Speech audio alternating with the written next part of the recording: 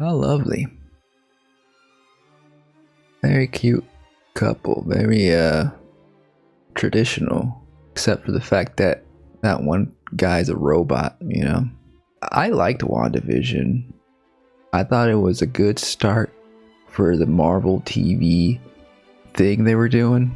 What I didn't like about WandaVision though is when it got distracted from what made it awesome, which was the whole sitcom pastiche, the psychological torment that Wanda was going through as, you know, she was trying to cope with grief. She creates her own children and wants that happy family life. And then, like the FBI came along and SHIELD or SWORD, one of those organizations, and because she was a danger to that town of Westview, because basically, she took control of their lives and took their free will, but it was unintentional. She didn't know the extent of her power, but at the end she let go of the people, and it was Agatha who was the main baddie because she wanted to take Wanda's power. Imagine like some witch like choking out your children in the street right in front of your house. And so obviously Agatha's the bad guy. And then like Wanda went to her little hut in the woods, wanted to live out that cottagecore life. She took the Darkhold with her, In Multiverse of Madness, she got super evil almost like.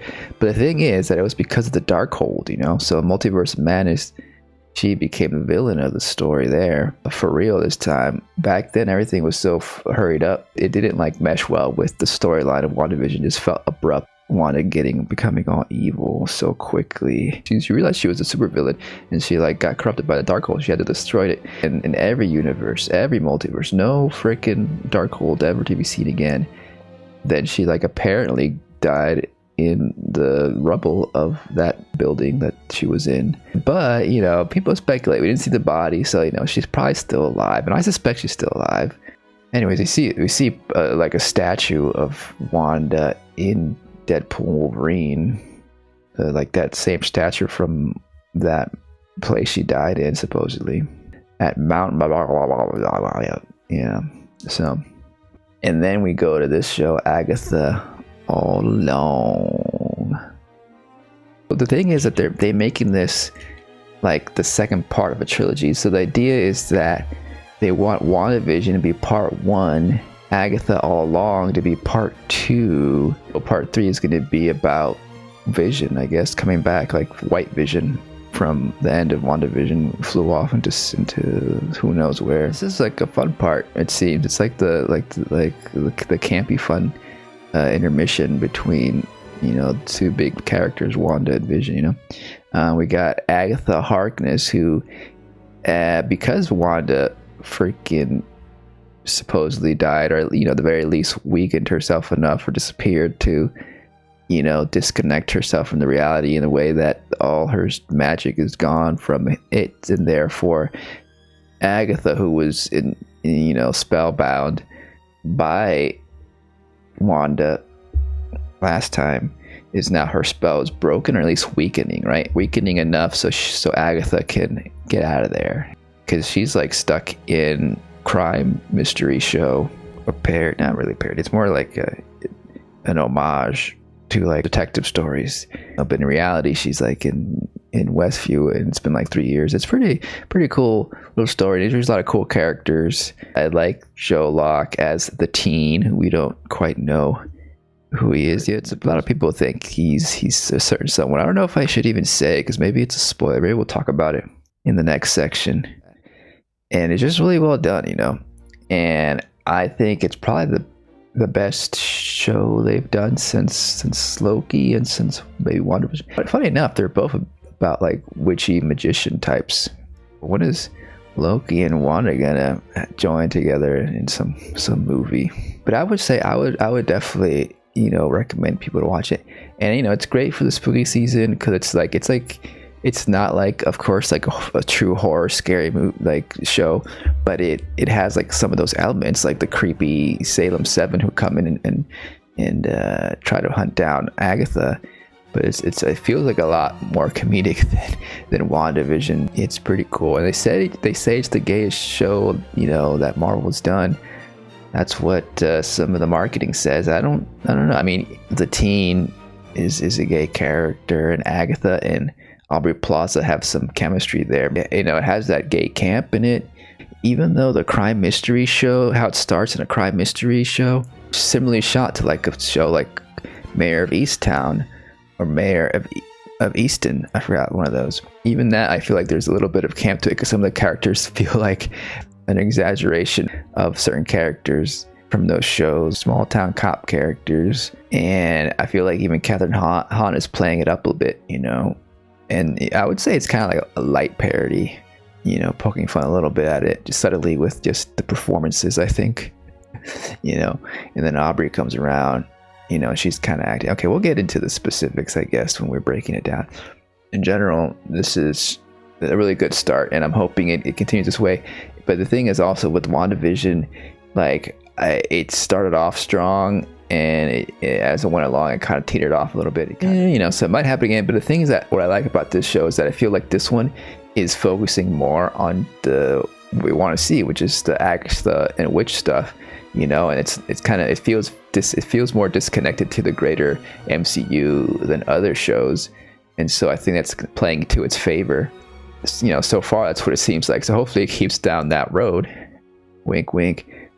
I guess we'll go into the spoilery section. So we're gonna get into the episodes, episode 1 and episode 2 of Agatha All Along. So there'll be spoilers for those episodes. I tried to avoid a lot of the promotional material, but I've seen some of it here and there, so I'll refrain from saying too much. But I probably will reference some things, including maybe some theories people have. This is just an amazing start, because it's basically looks just exactly like a crime show, detective show. You know, Mayor Easton is pretty much the obvious reference here, but there's also like True Detective, any really like detective show. They committed real good, and I do wonder if they're going to do more of this throughout, you know, different shows. I think, you know, from what I saw in some of the trailers, it does seem like they are going to do some other stuff like this, where they'll be stuck in different realities. I imagine on the Witch's Road, they'll probably bounce into different realities, maybe. I don't know, we'll see. But it's fascinating even just to watch this back, knowing that like this is kind of like in this daze she's in. Like, you know, here she's just talking to this guy across his his fence here, you know, similar to how we see them talk later on when she's naked in the streets. Naked in the suburbs. I don't know, that sounds like a song someone could make up.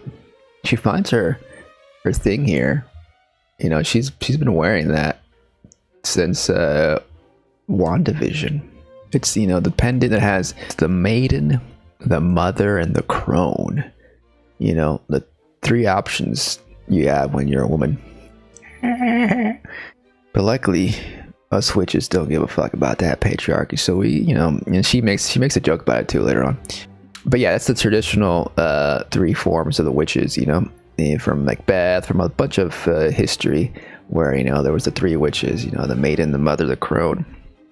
Silence of the Lambs. There's a bunch of even movies that, you know, detective stuff that this reminds me of, yeah. And like I said before, it's kind of, it's also kind of respectful to the genre too. It's not like completely belittling it either.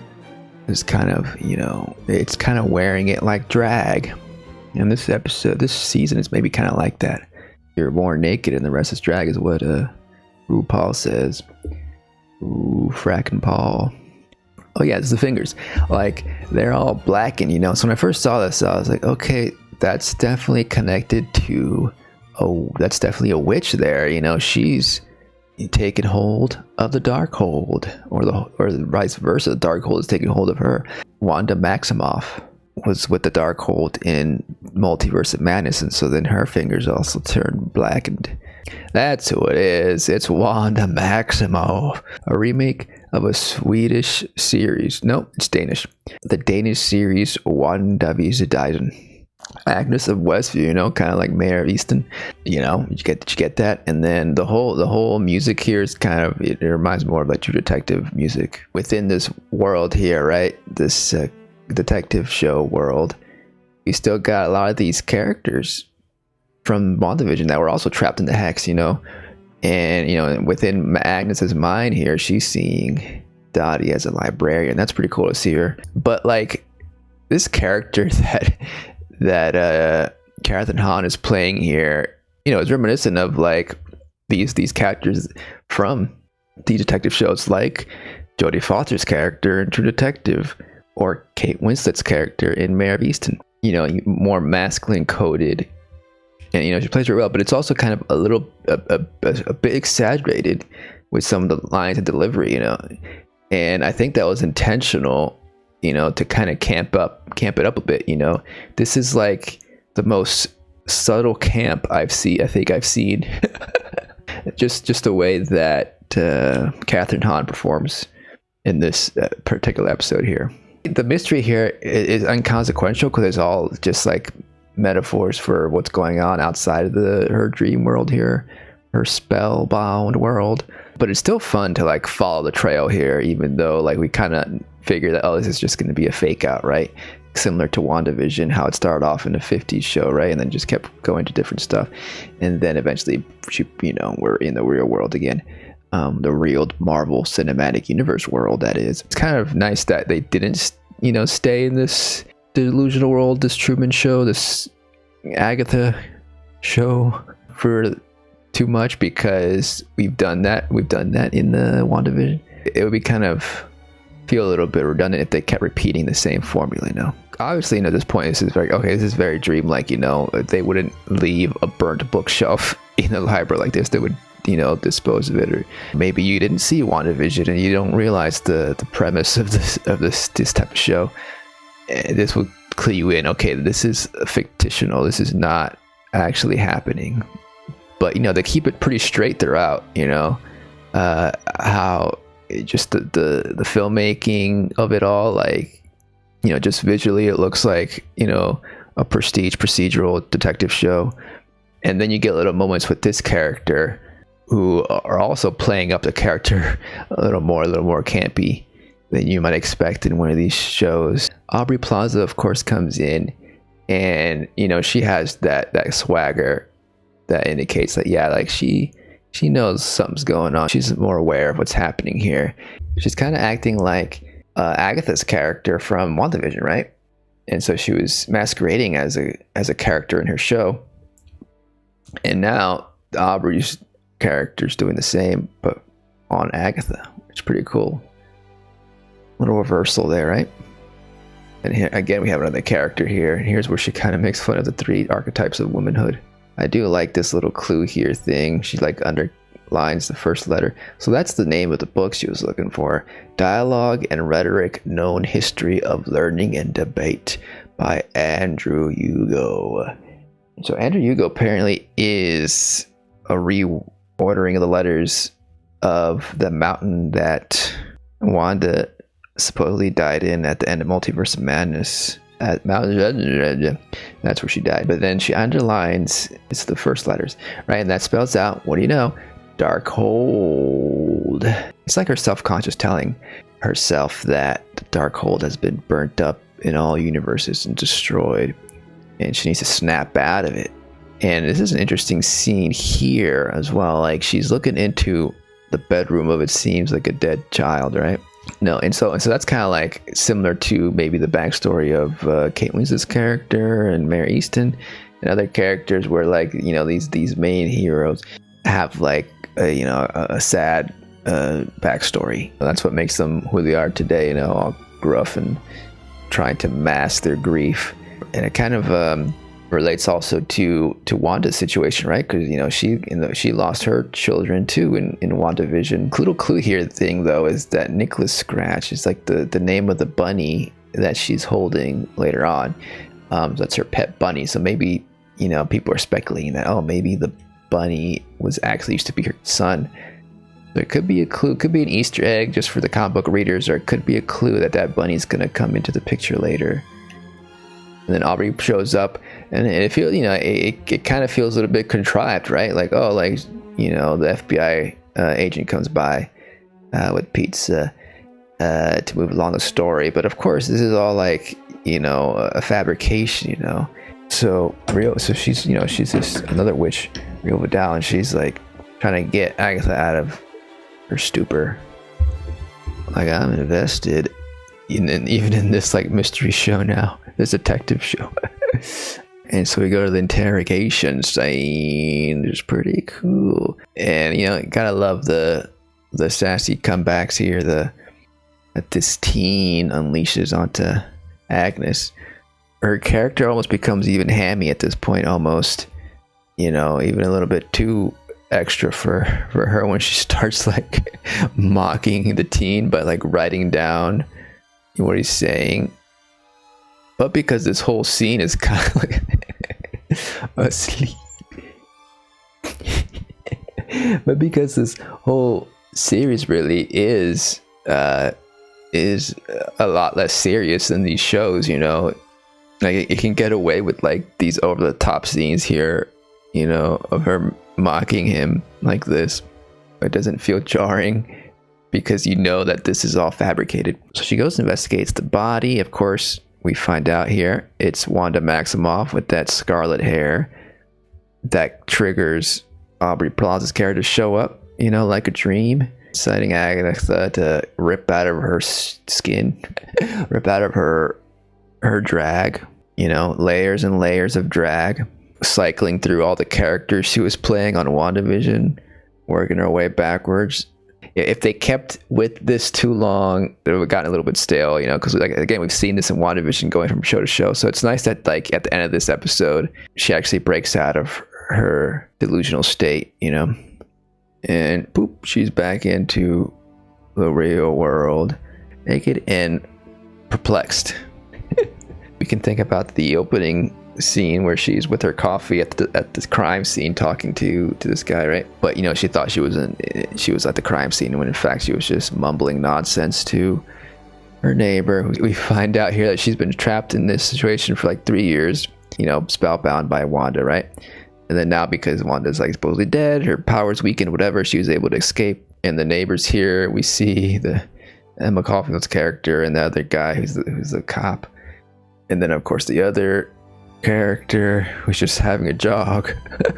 I mean, everyone thinks that she's a weirdo. I don't know what you do in that situation. Mental health, I don't know if there exist mental health services that can, it's usually they send the cops and then they send the crazy people to jail, and that's not good. In an ideal world, there would be mental health professionals that would come by and help you.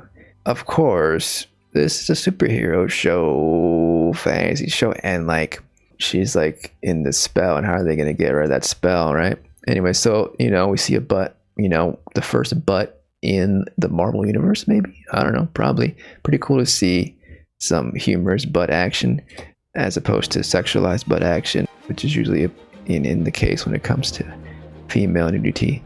Also because like witches are known in the myths and in fairy tales, are known to dance in the nude, naked in the moonlight, while they're like by the fire. You've seen those images, those movies, right? So it's kind of also referencing that. I think to connect to nature, sometimes you got to go sky clad and get a proper moon bath that way. That's what I say. Anyway, so now she realizes that Wanda's taking all my power. We got to get it back, and she finds her little bunny, cute little bunny. I guess she kind of leaves the bunny behind when she goes on that witch's road later, right? Who's going to take care of the bunny? And so here comes oh no, it's not Aubrey Plaza yet. It's the teen. I imagine the teen did break into her house. Maybe she did chase him and bring him back, because the teen was there to like was a fan of hers, so the teen was probably stalking her or interested, because the teen is a witch fan. But first, we gotta take a look at freaking Aubrey Plaza here as Rio. She like blasts in. There's a certain point where she blasts in, right? Here we go. Bam. So let's check out this entrance here. Oh yeah, it's Goth Witch time. You know, so they obviously have had a relationship before, some history. You know, you could read this as perhaps a romantic past. I think it's definitely leaning into that direction. Agatha has certainly done something. She like sucks people's powers and doesn't seem to have taken her powers. You know, it could be a back breakup, and she probably betrayed her trust in him in a big way. Rio says, "You can't kill me," and then Agatha responds, "You can't kill me. It's not allowed." So they can't kill each other. I imagine Agatha can't kill Rio at this point because Agatha doesn't have her powers. But then what is this not allowed thing? It must be some kind of witch rule. Could be something related to their bond. Maybe they made like an unbreakable bond of marriage at some point. Witch marriage or something, a witch bond. I don't know. It's one of those mysteries we're going to have to find out later on. Obviously, she doesn't want to be working with her because later on she doesn't want to acknowledge that she's the earth witch they need, right? And she tells her that, yeah, like there's more witches coming. The Salem 7. In WandaVision, we do see that Agatha is about to be burned at the stake by witches because the witches are behind the Salem witch trials. It's a whole thing. And then Agatha steals her powers. Steals the powers of all those witches that were about to burn her. Were those 7? I think that might have been 7. And so the Salem 7 are coming back. Are those them? Did they get their powers back? I don't know what's going on, really. What's cool, though, is that she gets healed up, by a lick of the tongue. Rio has some kind of healing power, too. I guess maybe earth magic is related to healing power. Heal the earth, heal the soul. Something like that. Because now her wound is gone. Just a little bit of blood there. Licked off clean. Devil. She says devil, which is see ya in Spanish. Which is interesting because you could also think of it as like, is she saying that she's keeping an eye on her? Like, does she see her from afar? Is that some other ability she's got? Maybe it's also like, I see you. She sees Agatha for who she truly is, which is a selfish witch or something, a bad witch, and she's gonna get what's coming to her. Is that what she means? It just be a simple see you later. Maybe it's no big thing. It's just part of her character because Aubrey is a Puerto Rican descent. She's a bruja.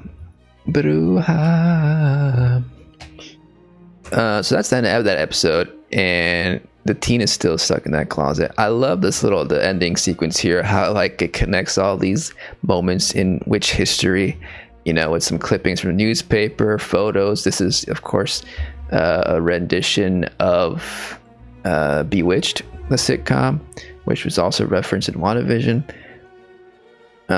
Old-timey, photocopies of pictures, and this right here is the singer, the mother of the character we see next episode. This is a fake fictional musician artist, a singer songwriter, who was had a big hit, back in the day, and is now passed. And in her song, the Ballad of the Witch's Road, I believe, is also a spell that they're gonna be singing to get to the Witch's Road. This is a real life person who was accused of witchcraft. Wizard of Oz references, of course, Lisa Simpson as a witch, because Disney owns The Simpsons now. And look at that, it's Nancy from The Craft. Does Disney own The Craft now? Was that like a Fox movie? Columbia Pictures, distributed by Columbia Pictures.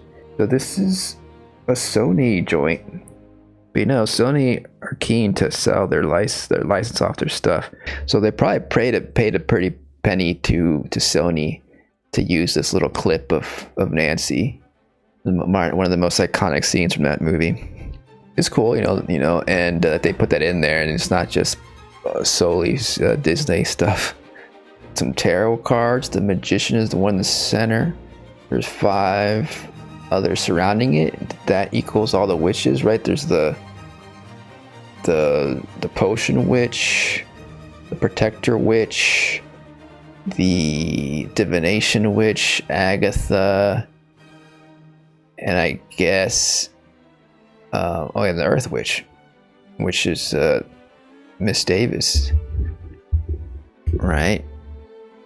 Agatha would be the magician in the middle. Yeah, and then this is also apparently a real thing. You can go and go on canoes as a witch. The hex over Westview, so like inside the star, is it a pentagram star? Like there's actually a hexagonal shape there, right? So that connects it back to witchcraft, Interesting, yeah, because there's a hexagonal shape within that, which is that star is typically used in depictions of witchcraft and practicing witchcraft. She was like intuitively casting one of those sigils there, Wanda over Westview. That's from Snow White for sure. And we got the Season of the Witch playing. In the background here, songwriter Donovan, sometimes collaborator Sean Phillips, has also claimed authorship. That's pretty cool. Crystals are witchy. And a witch Halloween costume moon time. Okay. Agatha all along. Really cool. I like it. So now we go to episode 2. What's cool is that they're titling these episodes with lines from the Ballad of the Witch's Road. We can imagine that each episode is gonna be taking a lyric from that song, that chant, even you might call it a witch's chant. She's like all freaked out, like she's got to find a way to get her powers back. That's just a funny situation, it's not taken too seriously because like he's not even asking to be untied. As long as he's in her presence and can freaking get to the Witch's Road, become a witch just like her. That's what all he wants. But the Witch's Road thing intrigues her. She remembers this locket here. There's a piece of hair in the locket. We could speculate that it could be Rio Vidal's hair, Aubrey Plaza's character's hair. Could be anything. What if it's like Nicholas Scratch's hair? Or, I don't know, but it's in the pendant that has the 3 witches on there, so it would be related to another witch, I imagine. The interesting thing here is that she doesn't get to hear his name. Whenever he tells her his name or talks about his backstory, giving her or the audience any context of who he is, it's blocked out. Either we can't hear the audio or visually his mouth is sewed up by what looks like an M. Does that stand for Maximoff? Wanda Maximoff? It could just be a squiggle. It could be an upside down W for Wanda. Yeah, so that's why I think it's like he's still like under the spell. Like she's still under the spell. It hasn't fully broken, which means that Wanda is still alive. Obviously, she's still alive. I think they're actually going to people are talking about making a solo movie with Scarlet Witch. That could be really cool. Unless I guess there's some lingering magic that's left over when you die. I don't know. Oh, there's a funny moment. She realizes that, this is the car that she was envisioning driving to work every day in her detective small town show. And so why would Wanda want to seal away the identity of this teen, particularly from Agatha, right? Because everyone else doesn't seem to be affected by that, I imagine, right? Maybe. I think it's because Wanda's protecting her kid, and this is actually her kid. When her 2 sons disappeared, when the hex was dispersed at the end of WandaVision, the essence of those children remained, I believe, and out of that came this guy, and he's a teen, right? That's 3 years after WandaVision. They were like around 10 years old, right? I think they said at the end of WandaVision. I mean, he's like maybe 16, right? But because of the accelerated aging and all that those kids would go through, it makes sense that he like reappears as a teen, right? At around this age, at this point, he was manifested into this teen form. And if his identity was real, like his name or his background, that would clue in Agatha into who he is. And Wanda wouldn't want that, because Wanda wants to protect her children at all cost from Agatha, because Agatha obviously was a big bad and was about to choke her kids out anyways, right? I think that's probably a lingering spell that Wanda enacted on her reincarnated children as she was dying, or maybe before she left, Westview, or maybe unconsciously. It was a spell, a protection spell, a motherly protection spell. The M could be for mother, the M on his lips, sealing his words. So there you go. Very fun duo here. The young aspiring witch and the experienced one who is reluctant to teach her ways or to pass on her knowledge to the upcoming generation, They stop by Wanda's old house, right? What's left of it, at least, the foundation, and she spits on it because obviously she hates Wanda. Great scene, we get the reveal that he is gay, which is cool to acknowledge that in a show. We don't see that, especially for teen characters in Marvel shows. I don't even think we've seen that before in a Marvel show. I think the Eternals had a gay couple.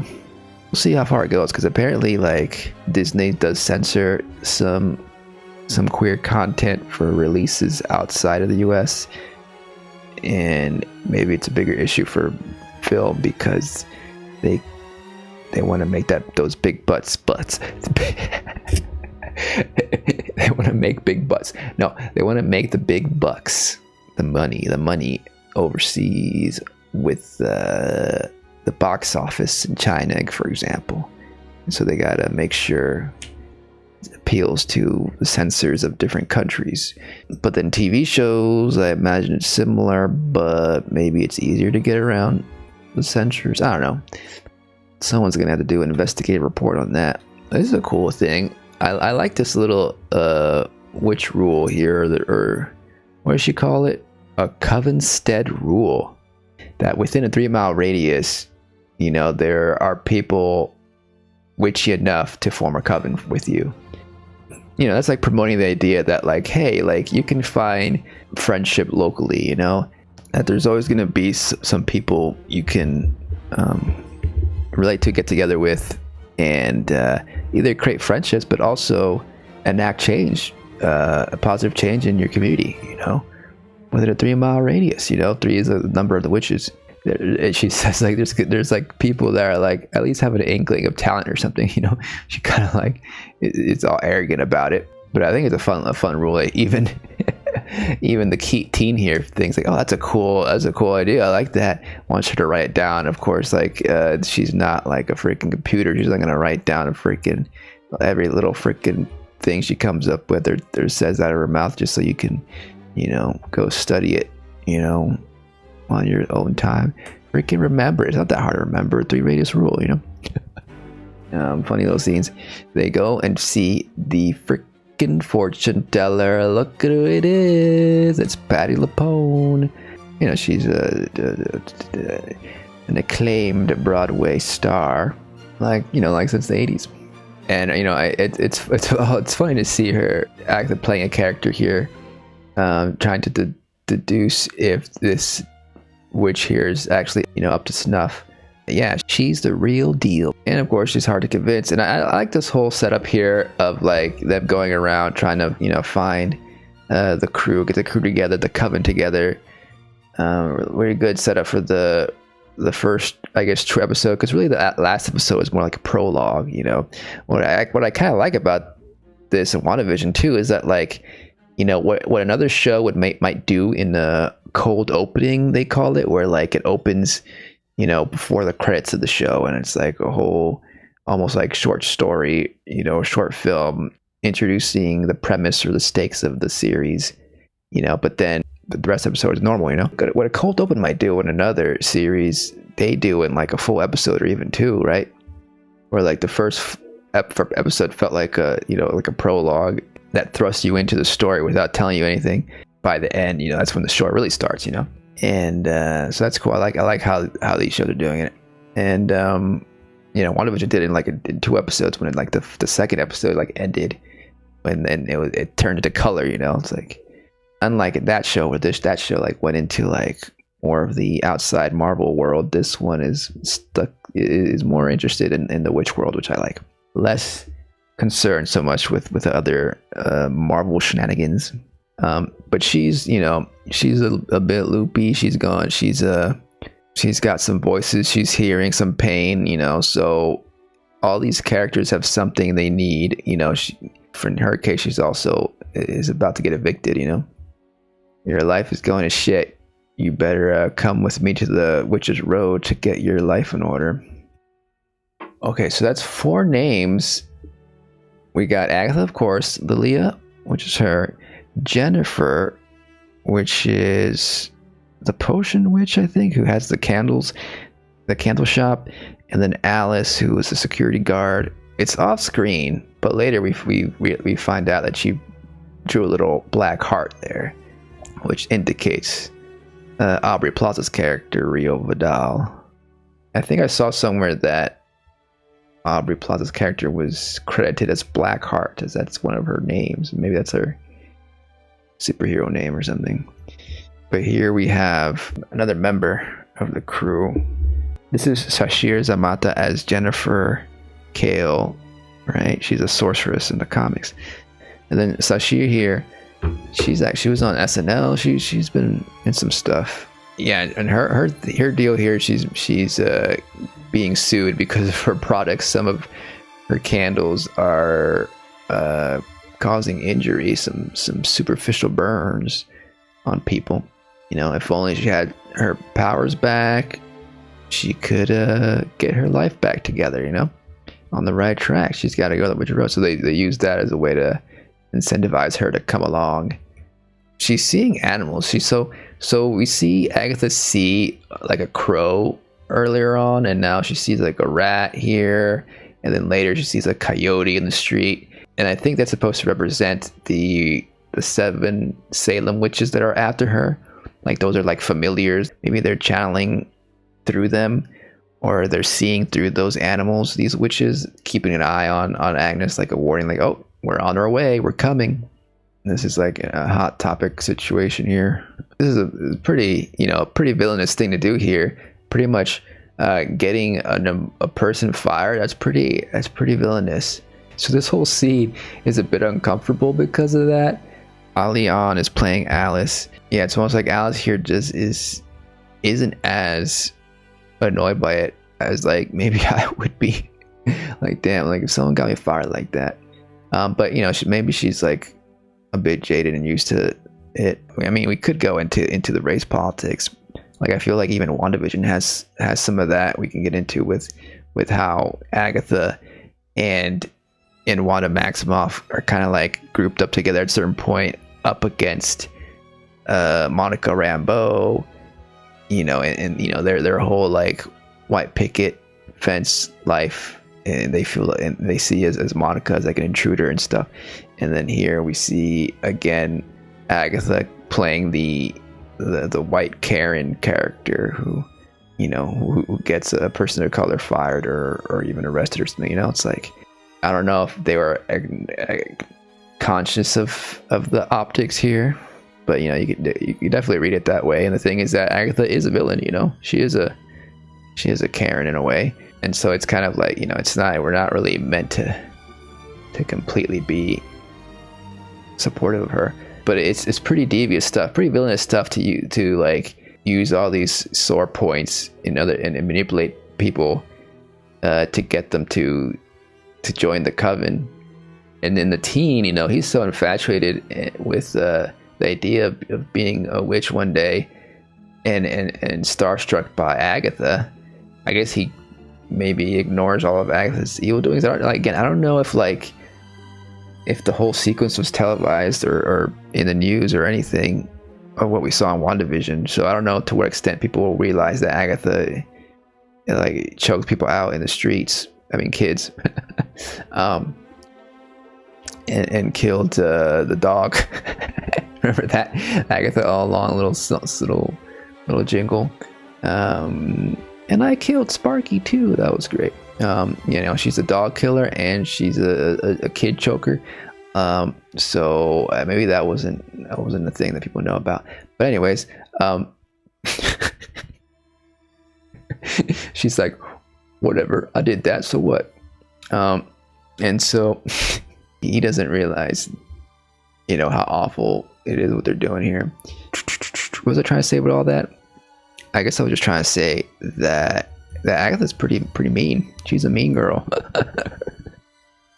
And that's the point, she's the mean witch in this situation. That's the show. It's fascinating to see where she goes. And so, I wonder what her character arc is going to be. Is she going to become a better witch? Is this part of her? Is this a redemption arc this whole season? That's what it seems to be, She starts off like a Karen and ends up like a good witch at the end. We'll have to see. It's pretty cute that the teen tries to welcome everybody with this and tries to make it all nice and comfy. He's got the granola bars. She doesn't want to get another witch. Everybody's like, we need that Earth witch. But she feels like, yeah, we can cut little corners here because she does not want to bring her ex back in the picture. And I'm pretty sure it's her ex, I guess it could be a friend. We'll see if Disney decides to actually make this the gayest series of all time. This is hilarious. I fucking love Deborah here. It's like, this is the funniest Marvel show I've seen. They've been really lacking on the humor in a lot of these shows. She-Hulk had some funny moments, but it didn't really land with me, all of it, all the humor in it. But this one, I'm laughing. I'm laughing quite a bit at this series, especially with this interaction here. Mrs. Davis, being the garden witch that really isn't a witch. Maybe she has a bit of a green thumb, and maybe she will have some witchy powers blooming coming up here. I hope so. She's out of her element when she goes to the party. It's just so funny just to watch her fumble in the background here. Just great comedic presence, Okay, so and then so they're getting ready to open that gate up, and this is where it gets all spooky. It's time for some witchy, spooky stuff.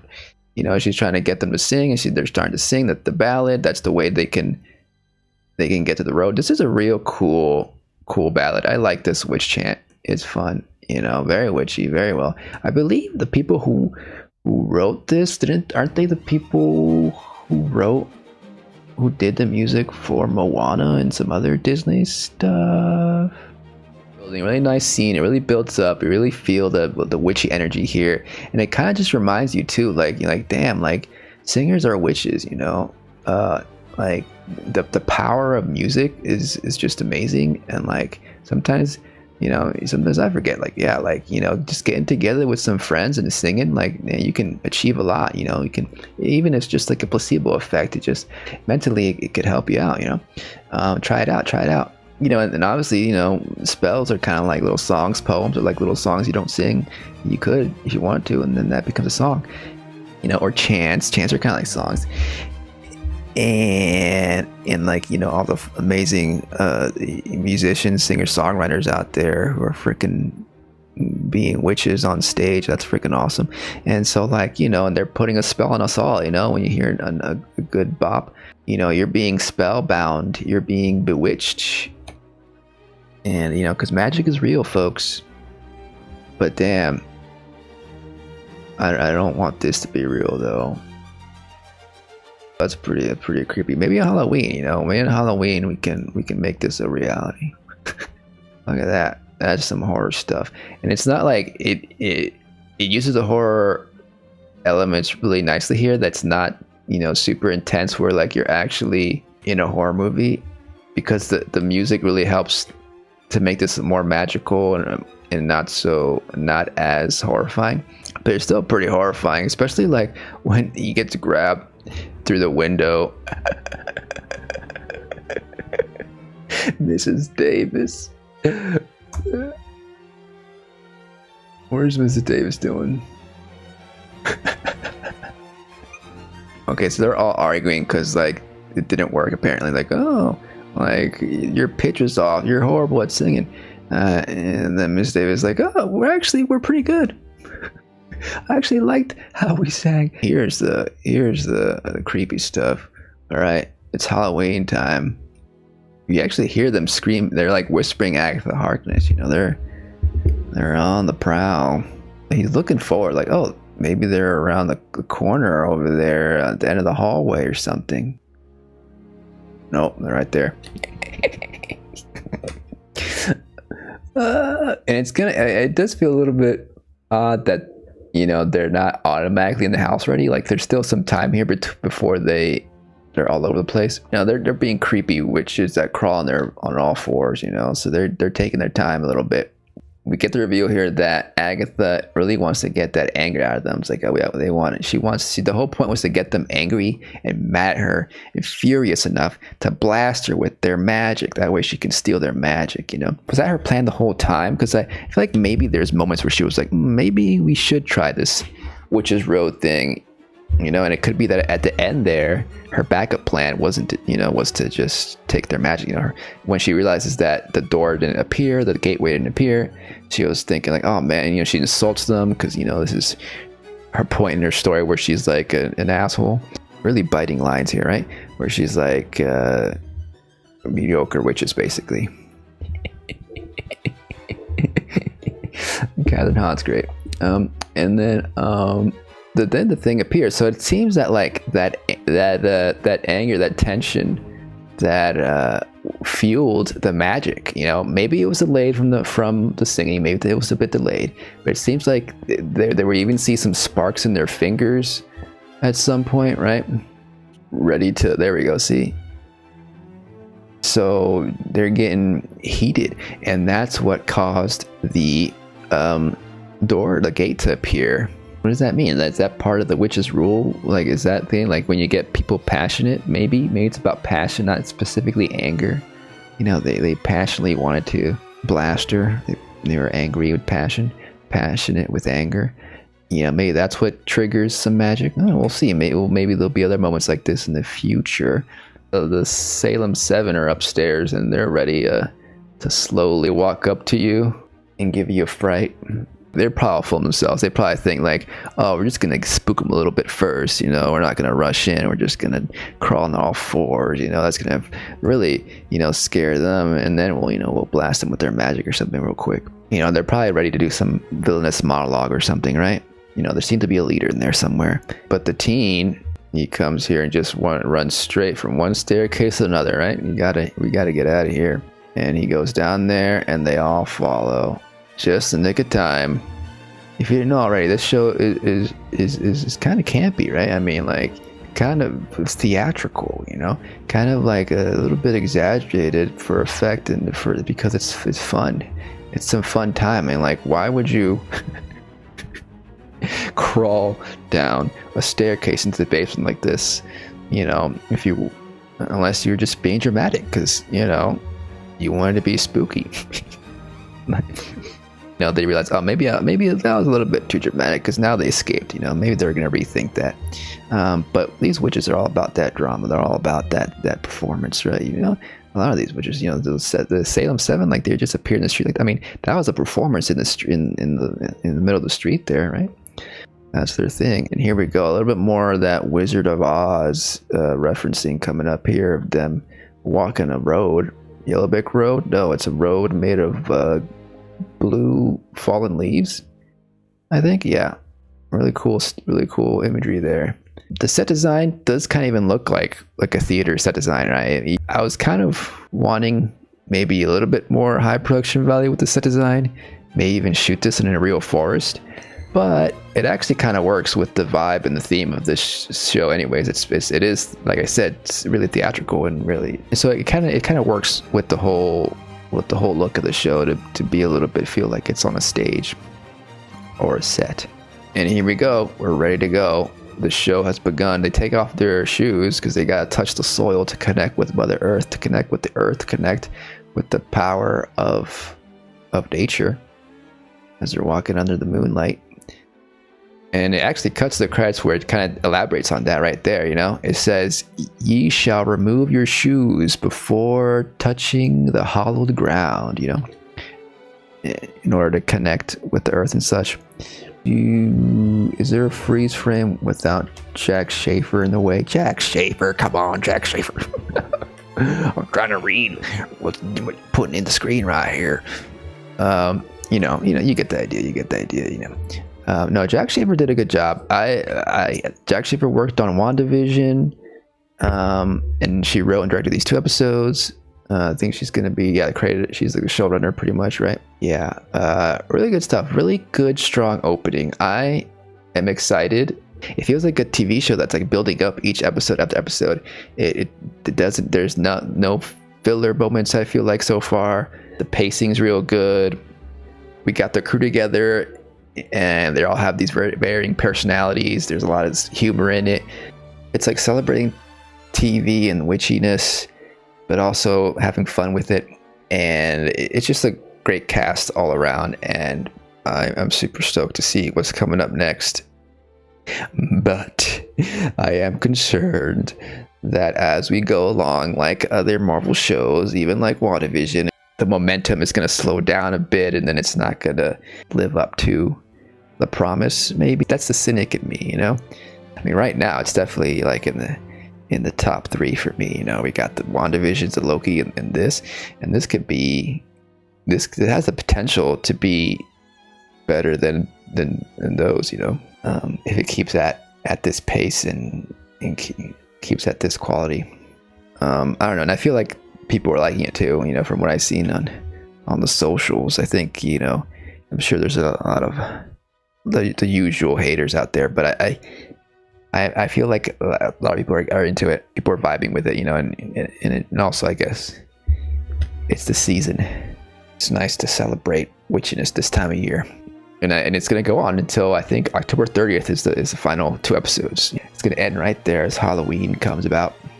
Yeah, so that's Agatha all along, and I'm really hoping to have a good time all along. Nope, that doesn't work. Let's not say that. Yeah, and so that's Agatha all along.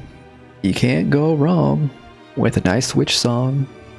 But for how long could I be wrong? Anyway, I'll see y'all next time. Under the moonlight on the Witch's Road. Bye bye.